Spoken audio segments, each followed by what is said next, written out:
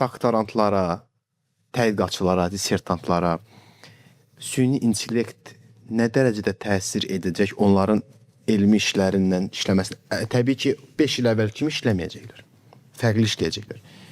Və Nigar xanım, siz necə görürsünüz ümumiyyətlə araşdırmacını gələcəkdə? Doktorantı necə görürsünüz gələcəkdə? Müdafiə prosesini necə görürsünüz? Yaxşı danışım. Deməli, mənə elə gəlir ki, süni intellekt yaxşıdır. Bəli, araşdırma üçün düzgün tətbiq edilsə yaxşıdır. Sürətlənəcək. Yəni, məsələn, az əvvəl qeyd etdiyim kimi, mənbələri, tarixşünaslıq materialını sürətli şəkildə analiz edəcək və bu da iş prosesini sürətləndirəcək. Amma tutaq ki, biz doktorant, hansısa bir doktorant AI-ya, süni intellektə işini yazdırması, bu hal-hazırda yol verilməz bir şeydir. Bu, müəlliflik hüququna da zidd bir şeydir. Və hal-hazırda beynəlxalq jurnallar ki var, elmi jurnallar, onların siyasətinə artıq süni intellekt də daxil olub və onların deməli, tələblərindən biri də budur ki, əgər süni intellektdən istifadə olunubsa, mütləq şəkildə bəyan olunmalıdır. Mən plan, yəni bu hissəsində süni intellektdən istifadə etmişəm və onların artıq yavaş-yavaş detektorları da yaranır ki, hansı ki müəyyənləşdirsin ki, bu süni intellektlə yazılıb, yoxsa təbii intellektin məhsuludur.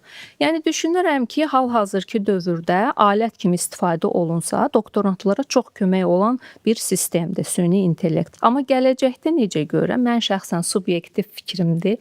Gələcəkdə həm müəllif kimi görürəm və biraz da uzaq gələcəkdə müəllif kimi görürəm. Mən müəllif kimi konferanslarda çıxış edəcək. Bəli, mən onu. Çünki mən fikirləşirəm ki, birazdan, yəni ki, gələcəkdə robotlar, necə ki biz uşaq dünyaya gəlir, o dünyaya gələn kimi bacarıqlara sahib olmur.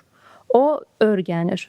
Bu da hal-hazırda yaranma mərhələsindədir. Elə bir dövr gəlib çata bilər ki, həmin robot, süni intellektlə təchiz olunmuş robot özü-özünü şarj eləyəcək, öz baxımını eləyəcək, harası xarab olsa özünü təmir elətdirə biləcək. Yəni buna doğru gedir. Nigar xanımın sözünə qüvvət, yanvar ayında Çində idim. Artıq orada robotlar gəzir və bəzi işlər görürlər.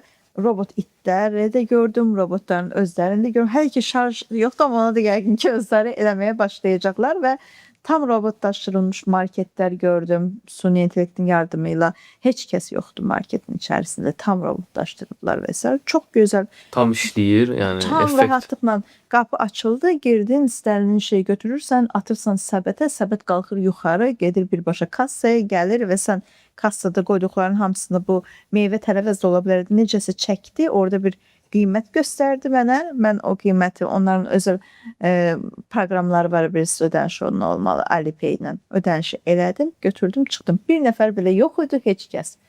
Çox rahatlıqla hər şey.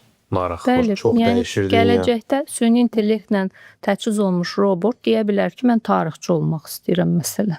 Tarixlə məşğul olmaq. Yəni o futuristik rejissorların, yazıçıların o təsvir etdiyi dünya uzaqda deyil, bu sürətlə yaxın Məncə, bəli, gələcəkdədir. bəli.